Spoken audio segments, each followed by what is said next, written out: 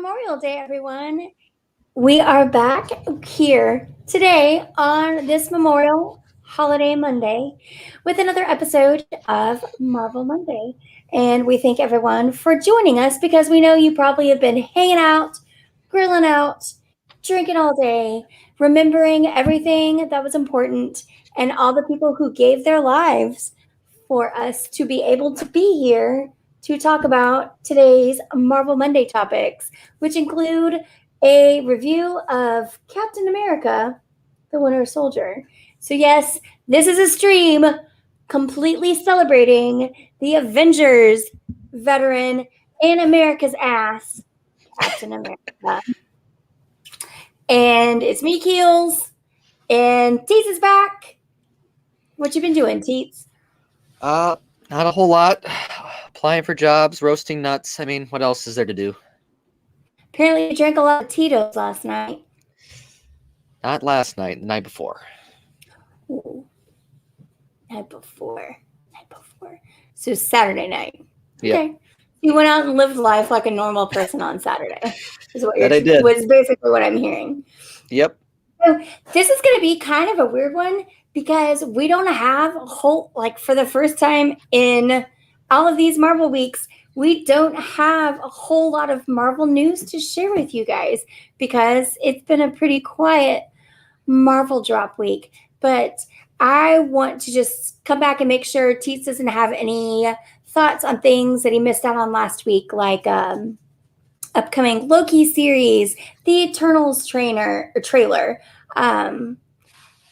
We've got Black Widow that is coming up. Maybe is it possible that they officially just do Black Widow theatrical only? And then we touched on some of these topics for Marvel Avengers Campus on Teetz's takes about the add-on merchandise. But just to give Teetz a second to get everyone caught up on his thoughts on what's going on in the world of Marvel, here's Teetz. Yeah.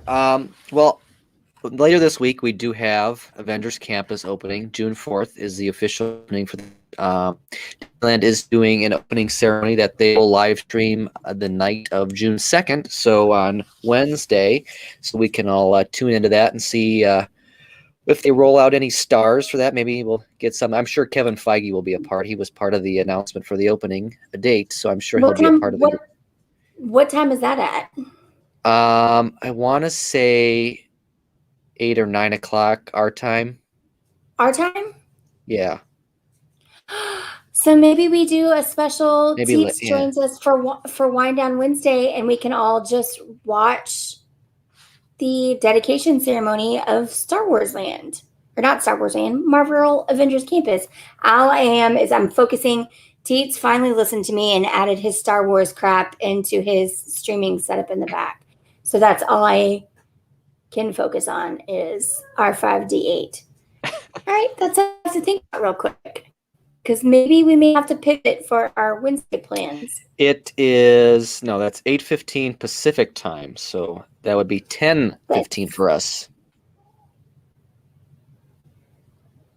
Well, you're not doing anything at 10:15 on Wednesday night? No, I probably won't be, so.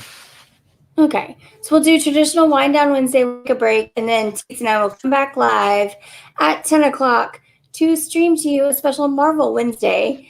And we will watch and react to the opening, the grand opening of Marvel Avengers Campus. Maybe T'Challa will be there. Very excited. So any other thoughts on, so Loki starts this week or next week, or is it end of June? No, I think it's next week, the following week, whatever. Yeah, I think it's next week. It's not this week. I think it's next week. So, and they are, what day of the week are those going to be released on? June 9th. Those will be on Wednesdays. Those are Wednesdays. All right. That's pretty awesome. Just give me a sec. Teetz, talk about some other Marvel things, just real quick. Why just some of these settings? Yeah, I don't know. We did kind of mention the Eternals trailer again. I did watch that. I think I've watched it a few times now.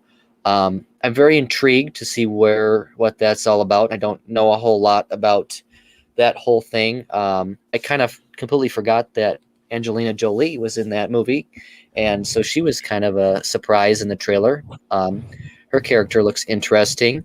So yeah, I think that's got a great cast. So I'm excited to see what they do with that. Yeah, it's the Eternals is really great. It's different. It's very, very new, but origin story of how we got to see a lot of the characters that we experienced in the third cycle, circle, whatever we call it. I call it something different, phase, whatever, of the Marvel Cinematic Universe. But you get the backstory on how a lot of these other world people came to be and what their roles are. And I started reading through. So if you do have a Marvel Comics account on your computer, your phone, or your iPad, I truly believe the most recent series of comic books that have been released on there from January are basically what this movie is going to follow along, just based on what I've read and what's in the trailer. But I'm really excited for it. I wish it didn't involve Angelina Jolie in the role she's playing, but I'm gonna keep an open mind to it. I can't even think about that because all I'm focused on right now is Black Widow. That's all I have in my sights is Black Widow. And it looks like there was a little bit of chatter based on how the new Fast and the Furious movie came out this week and how well it did at box offices, as well as Cruella did pretty decent, all things considered, in theatrical release.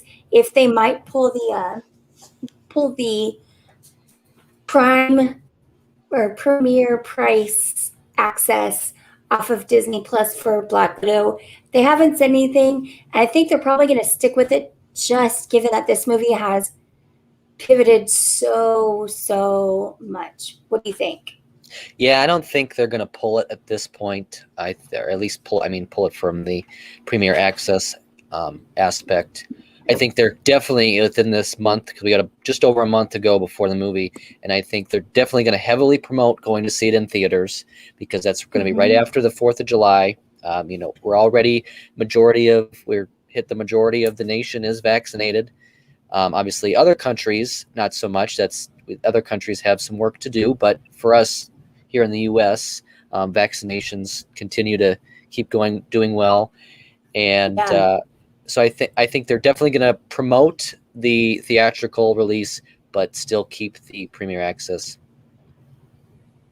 And that's what I'm hoping for. Also, I think this is just going to be me. I know Teetz loves going to the movie theater, and I do too. But for me, also, I love being able to watch a first run movie in the privacy of my home with some great takeout or cocktails that I can make there, pause it and not miss anything when I have to go to the restroom. And I really do hope that they keep some of these Premier Access upcharge at home viewing releases going forward because I truly would pay a premium for them. Would you? I have yet to do so with any of these films. I think it would depend on the film. For me, a Marvel movie, I'm going to try to see that in the theaters before I would see that at home, just because the type of movie it is. Yeah. But something else may intrigue me to then buy it at home. But Because you didn't see what you didn't do Mulan nope. on the premiere. Okay. And that's really been the only one we've had so far, right? And the Raya and the Last Dragon from Pixar, or Disney Studio. That's Disney Animation. So yeah, that one, Okay. that one was Premier Access, and that one opens for if you have Disney Plus, and you'll get that included in your subscription this week as well. All right. So that's, like you said, we are basically bereft of other Marvel news for this week, which, to be honest, it's kind of nice. We usually have like a ton of drops. It seems like Marvel has really embraced us streaming on Monday with all of their news. And I'm also really excited that Teetz and I are going to be back on Wednesday to watch live with you guys the stream from Marvel's Avengers Campus. But now might as well get into the movie because now we are entering in to, if not the best phase, cycle, circle, whatever we want to call it, it's right up there uh, with these movies. And it's because we're talking about Captain America, the Winter Soldier. So I've also been holding off on watching Falcon and the Winter Soldier. I've seen the first two episodes. I've decided to wait until they all came out and then would see where they slot in as a part of this rewatch to wait and do it then because I'd like to have. I'm just really enjoying how all of the plot line, everything just kind of worked together. And I almost wish I'd waited to watch WandaVision until after we watch Endgame. So far, what do you think about that kind of concept? Yeah, especially rewatching this one, I was just, and then having already watched both WandaVision and Falcon and the Winter Soldier, I think I almost wish I would have done this rewatch sooner, just to have this stuff fresh in my mind going into those series. So now we are officially 10 movies in out of 23 in the Marvel Cinematic Universe. And by this point, you know where everything is going. You know what, haha, the end game might ultimately be, and you know the different forces at play. So, with that, I think we'll jump into the movie. We are going to talk about Captain America, the Winter Soldier, which was released internationally March 26th of 2014, released domestically April 4th, 2014. It comes in at a not Keels approved 136 minutes, and it made over $714 million worldwide. It's directed by Joe and Anthony Russo, produced by Kevin Feige. A lot of the same people that we see going forward in most of the MCU movies were a part of this. And I will let Teetz take it away. Yeah, like you mentioned, this is directed by the Russo brothers, which I believe this is their first Marvel movie, which we'll see them a few more times throughout this, including some of our bigger films that we will get into later. So I Some of think our favorite ones, sure. Those two are probably some of my, I don't know, that's probably my favorite directing group from the entire MCU. This says something, it says something that they had this film as well. So we start off, we are 2 years removed from the first Avengers film. We are in Washington, D.C. with Steve Rogers, and he is running circles or laps or whatever you want to say around the National Mall in D.C. and keeps running by this other guy who we soon learn is Sam Wilson, another military guy that will be a big part of this film and maybe some later ones as well. And also shout out, he's my neighbor. And so those two meet each other, and Sam and Steve introduce themselves, and Natasha arrives in a souped-up black Corvette to pick up Steve and my girl, take him off, and they are off on a SHIELD mission, and they are set to rescue some hostages that were taken by a group of pirates, and we get our first little battle scene. Steve's taking out some guards, and then Natasha and some other SHIELD agents swoop in, and they work to save the day. And they get the pirates are led by Batroc, who will be another piece that shows up later on. So keep him in your mind. And Natasha in this whole little battle thing here had a side mission that Nick Fury sent her on to basically take some data that was on this ship and see what was going on with that. So they get the hostages out. They save the day or whatever, because that's what Marvel characters do. They're always saving the day. That's what the Avengers do.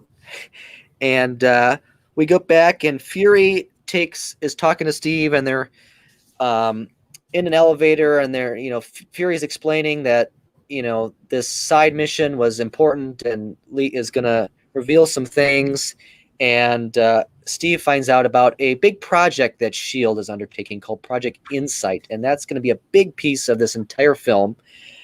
And there's a bunch of new military grade or high tech equipment that's all about. They have not just one helicarrier now; they're going to have three.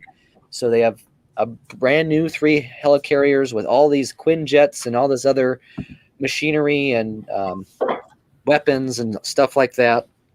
Steve. So basically, in the 2 years since the Avengers, when Shield couldn't really help at all, somehow they've basically quadrupled their entire fleet support operation. Just everything that now they're able to do. Suddenly, Shield has found a way to do it. Yeah. So Go Steve figure. isn't impressed by this. He's kind of like, I don't like this. And his one quote here was, "This isn't freedom. This is fear." He didn't think having all these weapons and helicarriers and stuff was a good idea. So then Steve is off in a nursing home visiting his former love, Peggy Carter. And we learn that she is on her last legs. She has dementia. She keeps, she like knows it's Steve, but then she doesn't know it's Steve, and kind of thing. And then we go back to Fury, and he's trying to access the files that Natasha took off the ship that they rescued the hostages from, and finds that the files on there. Oh, you missed the best part. Steve actually goes to a freaking Captain America exhibit. Oh yes, yep. At the Smithsonian, and that's kind of what drives him crazy. Is just all of this propaganda about Captain America and all the just support, the military support, and everything that Captain America brings and what it does. And he just, if there's one thing Steve hates, it's being used as propaganda. And he always felt, as Captain America, that he was being used by the country. And his only way to take himself back is to kind of shed the Captain America mantle and just be Steve. And that's why you see he visits, he sees it all at the Smithsonian. It's super disgusting. And then that's when he goes and visits poor elderly Peggy. Yep. And then poor elderly, slightly problematic because she's elderly. That's her only problem, Peggy. But go on. Yeah. So we get back to Nick Fury, and he was trying to access the files that Natasha got, and they weren't opening because they're like locked down, and so Fury couldn't get access. He's like, well, what's going on here? And so then Fury meets with a new face to us, Alexander Pierce, who is the lead director with S.H.I.E.L.D. and the World Security Council. And he's like, Pierce, you gotta pause Project Insight. Something's going on here. I think if this is something serious, this could, hurt the whole project or whatever. So you gotta pause it, and we gotta figure out what's going on. So then Steve, we jump back to Steve again, and he finds Sam at a like PTSD session for veterans, and they have a little chat. And then we jump back to Fury again, and Fury is on a drive, and he is pulled up next to by what we assume are police officers. They look at him, and then they turn on their lights that they're going to pull him over, and all of a sudden, all these different squad cars show up, and Fury is attacked. These police officers are not actual police officers. They are Hydra, and they are after Fury and want him killed, so he's out of the picture. It's basically a fleet of cars that look like cop cars, but they are filled with Hydra assassins in to take Nick out because obviously Nick knows about everything. He was actually going to meet with Maria, Maria. which I think is going to be part of a topic that Teets really wants to take a deep dive into in just a little bit. But keep going. Yeah, so we have this whole battle scene. Fury's got all these guns in his souped up Tahoe that he drives, and his Kind of everything in miss his my Tahoe, by the way. A Tahoe would definitely protect you from assassins. and all his like I guess he's got some like ejection system in this thing, and that was down, so he couldn't get out of the car, whatever. So we kind of get to the end of this battle scene, and this masked man is standing in the middle of the street, and this is another character that is going to be important throughout the rest of this film. So we're all like, For the rest of essentially for the rest of everything. yeah.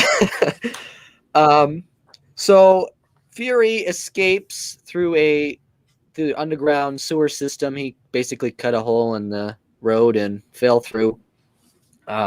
We bounce back to Steve at his apartment, and his neighbor is outside she's getting her laundry. She's going to go down. So they have a little chat. We think that she's just, a friendly neighbor. We don't know a whole lot about her yet, but once again, nothing's, just not coincidence. It's just she's important later on as well. So keep her in mind. And As we move on, this is the other thing. I love all of the Avengers. I think they're great. They're smart. They possess a lot of really great knowledge. They're great at what they do, but boy, they just completely trust any unassuming looking human being. Just blind trust. And it gets sometimes incredibly frustrating because as long as you look like you need help, they're going to be there, and guards dropped, all of that. Ultimately, this will get them in trouble, but yeah. Problematic women and unassuming people are the two things the Avengers absolutely love. Am I wrong? No, you're not wrong. All right. So Steve's at his apartment door, and his neighbor's like, "Hey, I think you left your stereo on." And Steve's like, "What?" And he can hear the music. What even is a stereo? Yeah. So we hear the music playing. So Steve, of course, is suspicious. So he doesn't go through the door. He goes through the window on the outside of the building to go into his apartment, because why not? And we soon see that Nick Fury's sitting on a chair in his living room with the stereo on. Fury is got this all figured out now. He knows that S.H.I.E.L.D. has been compromised, and he tells Steve to trust nobody. Soon we see, and right as he says that, he is shot through the window by the masked man. And then we have our unassuming neighbor jumps in and tries to save. Hold on. Right when he's shot, what does Nick hand off to Steve? Oh, the flash drive with the files on it. So yes. And then our unassuming neighbor jumps in. It's like, "I've been here the whole time to try to protect you. I'm, been hired by S.H.I.E.L.D. to, and then Steve was like, "Who hired you?" or whatever. And she's like, "Oh, Nick did." But anyways, and so that's how we meet Agent 13. Yep. And then so Steve runs after the masked man, and because that seems super logical. You just shot your friend. You just got told that some creep ass woman is living next to you, protecting you, but she's going to come in and shoot you too. Let's run after the masked assassin. That seems super super logical. These Avengers are so flawed. So flawed. But continue. Yeah, anyways, well, Steve tries to throw his shield at him to stop him. Well, guess what?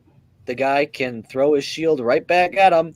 So the guy gets away. Steve loses him, and then we get to the hospital where Fury is in, and that's where we see Maria, Steve, and So Natasha. let's take a 20. The shield is not like Thor's hammer. You don't have to be completely true to throw the shield, but you have to be a certain kind of person to be able to manipulate the shield, correct? Yep. So if y'all are putting all these pieces together, you should know who the masked man is by now. If you've seen if you know Marvel, yes, but yeah. But, anyways, so we're at the hospital, and Fury is getting operated on, and well, things don't go well. Fury is pronounced dead. all right, so mark this down. Fury dies for the first time in Winter Soldier. It's not going to be the last time old Nick Fury dies. Also, spoiler alert, he does come back. He's actually on posters. We got 4 minutes yet. I hate to break it to you, this is a fake death. This is kind of like if y'all seen the movie Dave. I know that Teetz hasn't, but if y'all seen the movie Dave, where they bring on a lookalike fake to be the president. Anyway, it's a good movie. We should watch it. It'll be fun. I'm not really sure Nick Fury is dead just because I've seen all the other movies. Anyway, sorry for jumping onto. We're usually past the 30-minute mark at this point. I think it's because we had no Marvel news. Yeah. Anyway, so R.I.P. Nick Fury. He never shows up again, but we'll talk about it again in 3 minutes.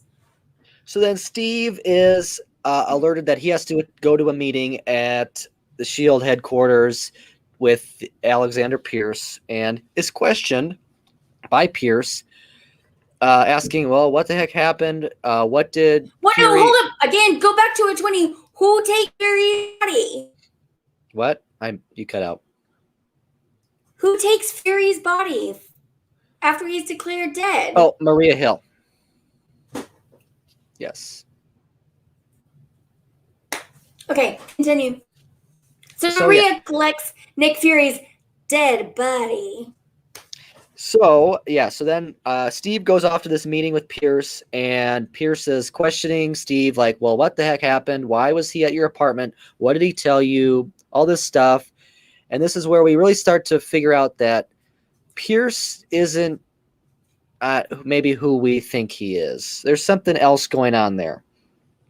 And so Steve Rogers says, well, he told me not to trust anyone. And we know now, we're figuring out, well, Steve definitely doesn't trust Pierce. And so then Rogers leaves and is met in the elevator by the strike force, who he normally works alongside. And soon enough, they're in a elevator battle because they're there to capture and take in Steve, because he's now a fugitive of Hydra / S.H.I.E.L.D., whatever you want to call it, because they're basically the same right now. And Steve breaks out of the elevator and escapes on his motorcycle, where then we get... I had no idea he knew how to ride a motorcycle. It seems like more like a Hawkeye thing. Maybe someone got him there. But anyway. So Steve, was attacked by a Quinjet and takes that out and whatever. He escapes, and he shows back up at the hospital, and because he hid the flash drive here in a vending machine before he left for this meeting, and shows up, and here's Natasha right behind him blowing a bubble of gum because she has the flash drive. She is also suspicious of what's going on. And so Steve soon learns that Natasha is somebody he can trust, that she's on his side, and they're going to be kind of buddy throughout this rest of this film. Oh my God, we're 4 seconds from it, but just keep going, because this builds so many. This is fine. This is the second best Captain America movie. because it built so many bases for the most important Captain America movie and basically like the keystone. Captain America is legit the keystone for all of the Marvel movies, right? Yeah, You can probably. you agree with that, and you're starting to see it now, just Yes. on how everything's building. But okay, okay, we're into Um, 30 minutes, so okay, so yes, I so made then it. Natasha says that the guy who killed Nick Fury is called the Winter Soldier. So that's where we get our titles, the name of this film, The Winter Soldier. So that is the masked man is the Winter Soldier and is a Mhm. Hydra operative that they use for whatever they need him for. And now Shield or So we're now so we're so we're so we're ultimately told. But go ahead. so now Steve is being hunted down by Hydra and the council, the World Security Council meets and decides we're going to resume Project Insight. This is important. Things are happening. We need to, get this done before it can't be done anymore. And Don't then we for, get, also don't forget the product placement. They try and take the USB to an Apple well, store. that's, I was just about to say that. Okay, So okay. yeah, so then Steve and Natasha go out over to a mall and to an Apple store because they need somewhere to find out what's on this flash drive. And So it's legit basically what Teetz and I would do if we came across a flash drive and had to do something. We're gonna go to an Apple store and just start plugging it into all the fake computers. See what happens. See if they can and tell us what to do. So yeah, so they go to the Apple Store, and now okay, so Hydra has discovered that they're there, so Hydra's on their way to get there and try to take them out. Um, and in their disguise, they're going down an escalator, and Natasha's like, "Quick, kiss me. We've got to just public displays of affection gross people out or whatever." So Steve's like, "Are you I don't okay? know. Are you How do you sure?" feel? How do you feel about public displays of affection, Teetz? No comment.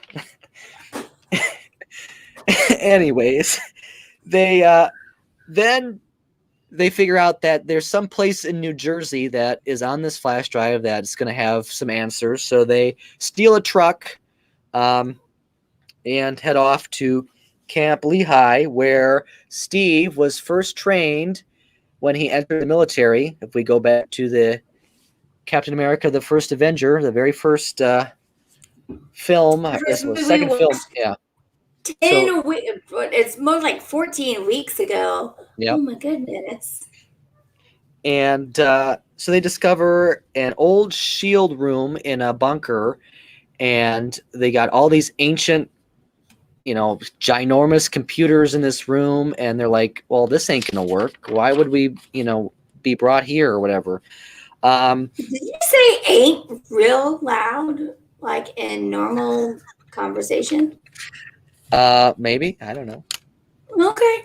I just wanna make a note of anyways that one.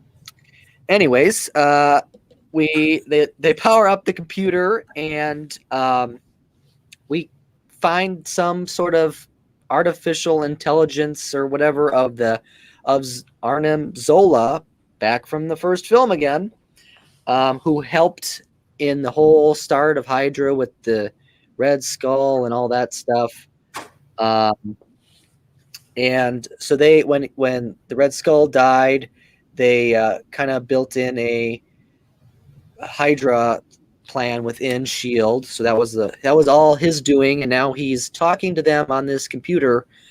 And we learned that maybe deaths like Howard Stark and Nick Fury weren't accidental, and are part of some bigger, grander plan that Hydra has.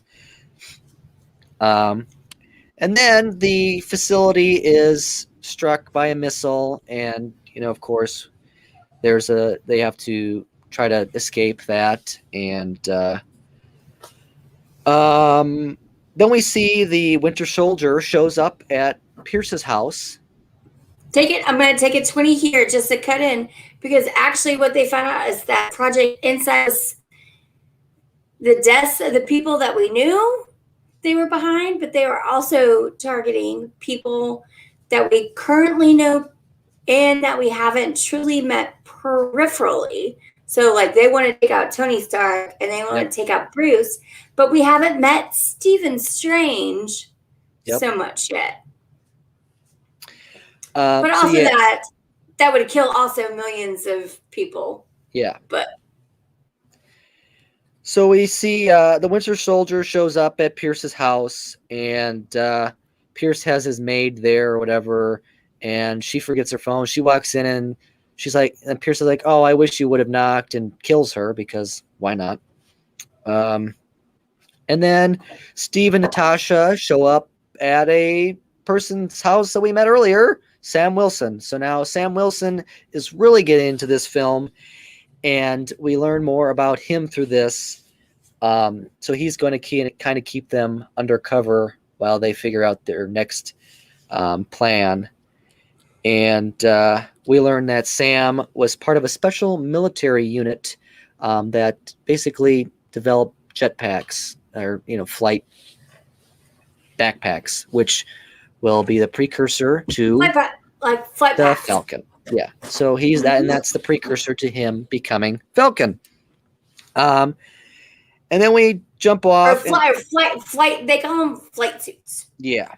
So then they head off to DC to capture Jasper Sitwell, who is part of the Hydra team inside S.H.I.E.L.D., and who just had a meeting with a senator, because why are senators the biggest government aspect of all this crap? Like, it's never the president, it's always a senator. Like, I just don't understand. Literally, do you follow Ted Cruz on Twitter? Let's be honest.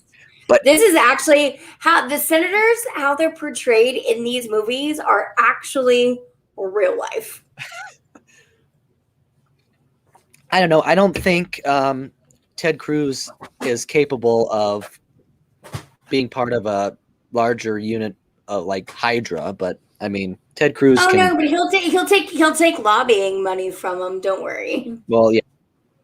Anyways, senators always seem to have some grand role in all these films, and it's just strange to me that senators are like the most important government piece in all of Marvel, and it's never like some higher power where someone that should have more power, but you would think would want to take over the world, not a senator. Well, but whatever. It's because every state only has 2. So if you can get to 1 in every state, you got a 50-50 chance they're going to ride with you. Yeah, whatever. I don't know. But anyways, we back to Sitwell. They take him kind of hostage, and Sitwell tells them that Hydra is going to be using Project Insight as this grand weapon scheme. They're going to kill all these people. They're going to take out all these Marvel people, and that Project Insight isn't maybe what we had previously thought. So the group of them heads over to S.H.I.E.L.D., or tries to head over to S.H.I.E.L.D., and of course are met back by a team of Hydra assassins, and our good friend the Winter Soldier shows up, and they have a big battle scene. And this is where we then see at the near the end of this battle, the mask is torn off of the Winter Soldier, and it's not just the Winter Soldier, it's Bucky Barnes. And it is Steve Rogers' bestest friend. Actually, the guy who probably should have been Captain America when they were looking for a Captain America back in boot camp is Bucky Barnes. How'd you feel? All right, so when you saw this, how did you feel when you saw the mask ripped off and it was Bucky? Well, I mean, I knew it was him already. Like this time around, I couldn't tell you what I thought when I first watched this film, because I don't remember the first time I watched this film, but so I knew it was I knew it was him the whole time. So I was expecting it to happen. I don't know if I didn't really have the there's some other aspects that I think tie into the grander scheme of things that I kind of forgot about in this movie that I was excited to see later on. Yeah. Okay, keep going. I'm sorry. But You know what? I'll stop interrupting until you want me to come in and talk. so Steve, Sam, and Natasha are then captured and put in like a military van or whatever. And one of the guards in the van shoots the other guard and takes off their helmet, and it's Maria. So then they head off to a secret facility where then they see a certain someone who what they thought was dead is not actually dead. Nick Fury is laying in a hospital bed.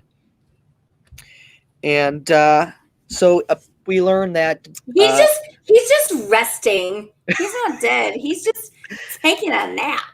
So yeah, we learned that Fury used the Banner's stress serum to bring down his blood or his whatever his pulse to like 1 beat per minute or whatever, and that's how he So faked his death.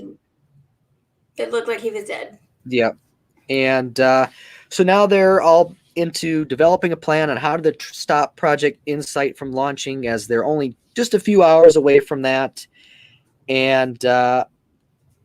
Then we get a flashback, and we get to see Bucky and Steve back in their early days when Steve was this little scrawny white boy that couldn't stand a chance against anything, and Steve just now we know Steve just wants to save his friend, and well, it's also I think it's really really very important to talk about this because like when Steve's mom died, Bucky let him come and stay with him, gave him a place to live so he would have to be alone. And what do we know Steve hates being is alone. That's also why he also stayed in the military for so long. That's why he stayed with the Avengers for so long. Steve hates nothing more than being by himself.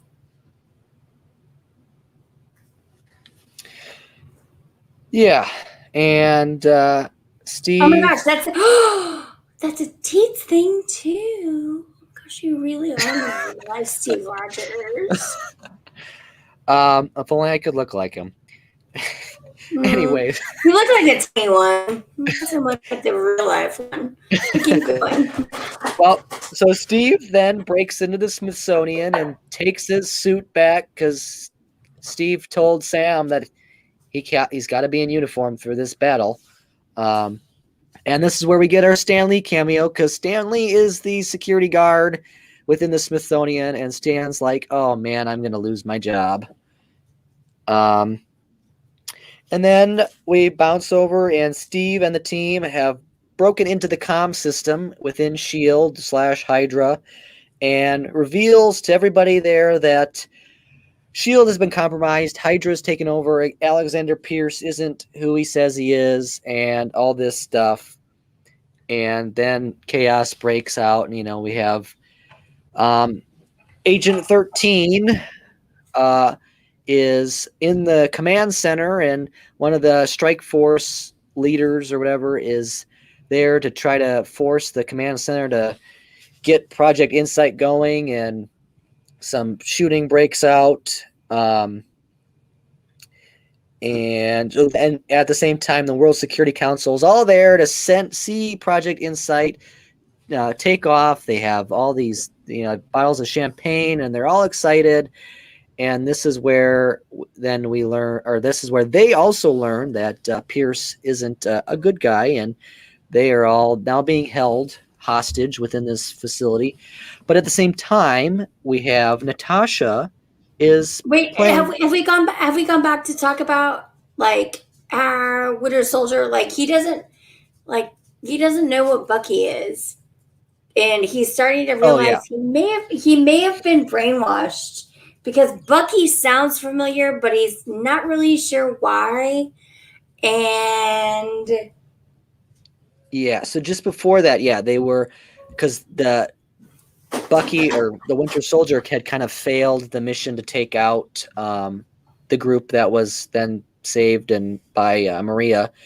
And so we see a little where Pierce comes in and is like, what's going, like what's going on with him? And then they try to brainwash him more to try to wipe out the um, the thoughts that he's having about regarding Bucky. Yeah, because he's like, who's Bucky? Like they called me Bucky. Who is Bucky? That sounds familiar, kind of thing. Yeah, and then that's where we go then to the Shield headquarters, and they're launching Project Insight, and Natasha is using a high tech photo realistic veil thing that is disguising her as Councilwoman Holly, and so she holds Pierce up at gunpoint while Steve and Sam are off and on. They jump onto a helicarrier before it gets too high in the air, and they're off to try to implant these chips within the systems on the helicarriers to stop Project Insight. And then we so then Natasha's there, and so she's uploading files to the internet, so everybody in the entire world can see that what Shield and Hydra is all Wait, about. did we talk about Bucky's arm? Did No, we miss that? Okay. I mean, Am I? should we? I mean, Am that could I? be. I don't. I mean, whatever. I don't. What Bucky's arm is kind of a thing throughout the whole film. I don't know what. Yeah, like he shows that his arm was taken off and all of that.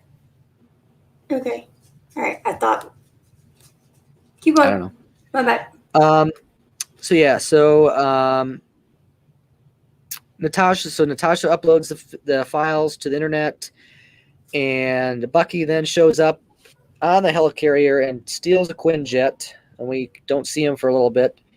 And then Fury shows up and is to confront Pierce, and they have a little chat, and then they're like, we're gonna use your eyeball to get our security clearance or whatever.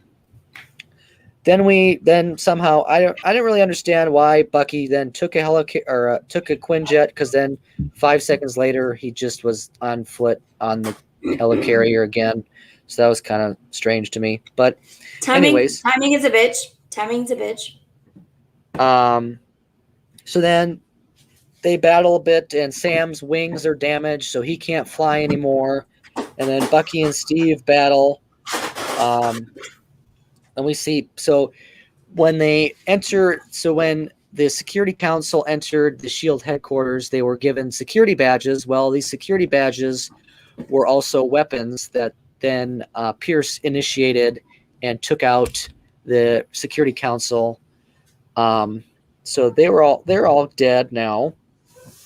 There's Bucky and Cap are still battling it out a bit, and Cap is trying to get up to the last helicarrier and try to implant the chip in the server or whatever, computer, whatever you want to call it. And Bucky shoots Cap, and he is taking. We think Cap's not going to get it in time, and they're counting down that they have all their targets activated. We see like Stark Tower is one of their targets, and all these different places around the US and places. So then just at the last possible second, Cap puts the chip in, and the targets wipe out from the Hydra command center, and then we see the targets shift, and they're now on each helicarrier is now targeting another. So then the helicarriers start firing at each other, and Cap and Bucky are still on one, and we're like, oh no, is Cap going to survive this? And Natasha is stunned by her security badge or whatever, and Fury shoots Pierce. They escape. Steve is now trying to save Bucky before the helicarrier collapses down below them into the water.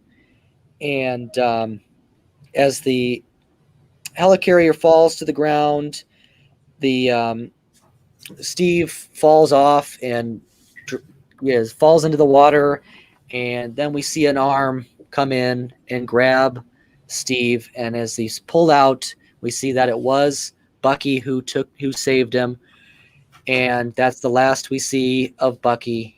He rides off somewhere, we don't know.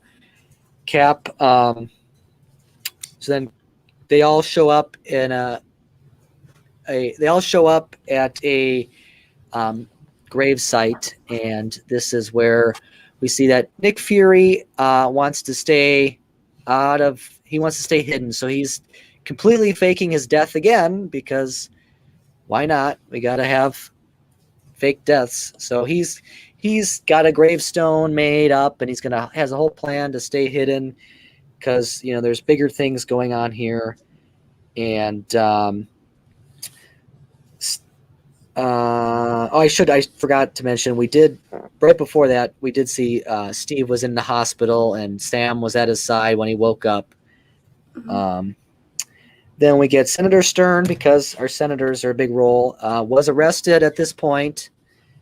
And Natasha testifies in front of Congress. Because as a part of that upload from S.H.I.E.L.D., all of Natasha's background as a spy, they're all aware of it now. Mm-hmm. That's the other thing. So she has been so compromised. Thanks, government. Which will come up for her film later in July. And Natasha now has to try to find herself a new identity. And as she's leaving, she tells Steve to go talk to that neighborly nurse lady who was Agent 13, whose name is Sharon, that we learn at this point. So Sharon is Agent 13. That's all we really know about her right now, but she will return later. And then so Steve wants to go find Bucky, and that's where we end this. As for end credits, we find Baron Wolfgang von Strucker as the Scepter / Tesseract. We're like, oh, what happened there? And so that they're inside a S.H.I.E.L.D. facility, or a Hydra facility, with the Tesseract. And then at the very end, we get a glimpse of what they call the twins, who will again come up later on in the MCU. And they were two of my favorite people. But yes. So we also see Bucky in civilian clothing. He's at the Captain America exhibit at the Smithsonian. Yep.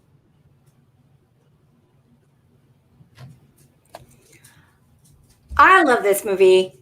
It's not as much of a linchpin as Civil War is, and there was just enough explosions and everything else to make it interesting, but this starts to tie everything together. And I'm sure you can say even more, because you've seen Falcon and the Winter Soldier, how it continues onto then and all the different levels. But I loved this movie. I absolutely love how they use Captain America to essentially bring everyone together, good or bad, and kind of highlight everything good or bad. What do you think? Yeah, I don't think there's another, because we've obviously seen now all the Iron Man movies. We've seen 2 Thor movies. I don't think there's another character trilogy or set of films that we see that really has such a importance to the overall story like the Captain America films do. He really does. When you watch it this way, he is the start. He's the start and the finish. And I'm totally fine with it. And everything that they've kind of perched off of this is absolutely perfect. This one, we didn't get as much fights. It wasn't much destruction. It was a lot of story and really, really, really important story that forwarded the plot line to get us to next week's movie. We definitely met a lot of new people in this movie that really set up what's to come. Yeah. So next week's movie, We got both. Are we doing both Guardians together next week? I think that's what we're we going got. to do both Guardians together. Uh, just because I think they need to be watched absolutely together. This won't totally enhance the storyline, and that's why I want to watch them together. But if you take Guardians out, the next movie is Age of Ultron. And then coming straight off of this and heading into Civil War, it all starts to make perfect sense. And also, I feel like a lot of people slept on Age of Ultron. Didn't see it. Did you actually see it in the theater? I want to say yes because I think at this point I was seeing. I think by this point I was seeing all of the Marvel movies in the theater. Yeah. So I want to say yes. I can't tell you for sure though.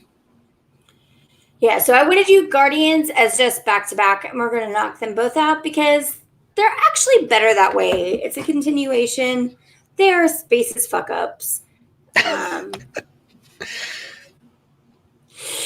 Star Lord doesn't really like. They don't really do anything great. They just have a soundtrack that everybody loves or whatever. I don't know. Yeah, That's their thing is music. They want to help the best way they can, but they're driving an RV around, and they'll do the best they can. But we just have to. We're gonna get to Age of Ultron, and then we get to Civil War, and then shit really starts getting real. We're in the good part. We made it through the bad part. We're into the good part. So, how do you rank this movie?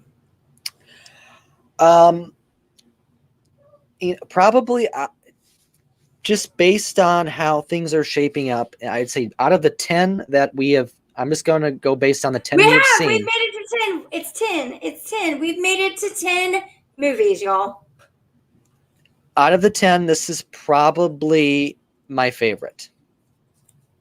It's really important. Like when you watch it this way and you see how important and everything that you know will play out in the end. We're going to see Bucky again, especially in Civil War. We're going to see him again in Ultron, and just how important he is after Endgame and with Falcon and the Winter Soldier, and how he continued. Yeah, I think that's just it. Now, having seen that really tied a lot of things together. Yeah, you get to see a lot of these characters that you just think were just a one-off, or someone is just like, oh, okay, someone has to be the antagonist, someone has to be the protagonist, and then there's this guy.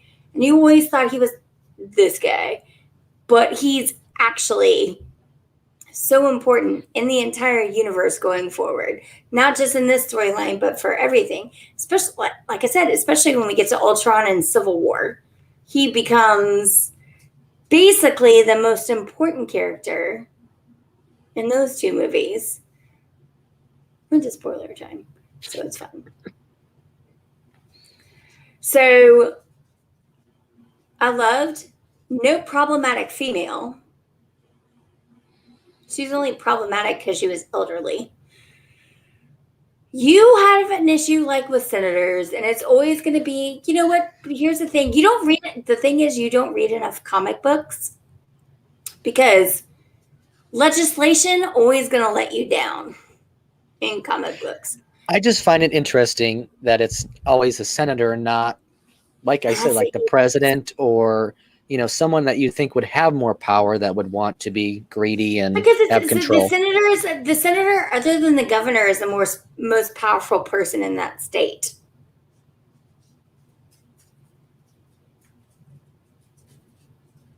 You'll see in a little bit. It all evens out. I promise you. So we're gonna do a feature Guardians of the Galaxy next week, and we're gonna have some special guests join us because it's 2 movies. We may just talk about the music because these movies bring nothing to the table. Again, they're just fun. Yeah, I think I like them just because they're fun. I'm not I don't hate them. I don't think they're not like top Marvel movies, but I think they're middle of the pack kind of movies that are just fun. Yeah, they totally are. They are. They're fun. I actually do love a lot of the characters because at least they're different. They stand out. Um, we will get to meet Gamora and Star Lord, who are incredibly powerful and important going forward, especially Gamora, which we truly don't learn her full backstory until the end of our rewatch, but it's going to be great to see. So, yeah, it'll be fun. We'll just smash them all together. It's going to be a lot of them. Rocket and Thor and Ragnarok.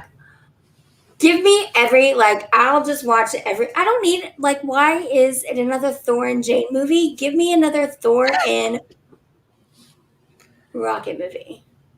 Just give it to me.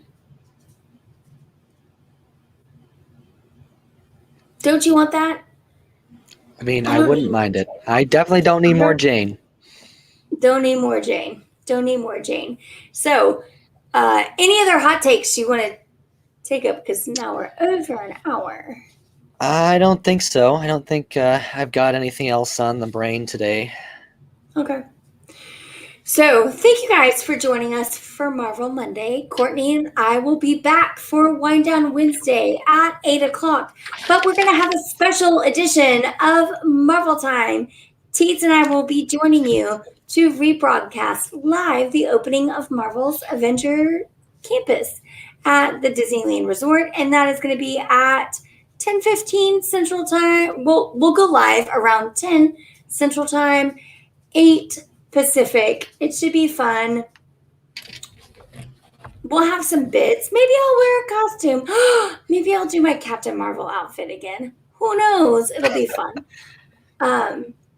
But then also, don't forget, if you're watching us live on Twitch, hit that purple follow button. If you're watching us on YouTube, we'd love for you to hit that subscribe button and the bell notification so you know when we go live with something special.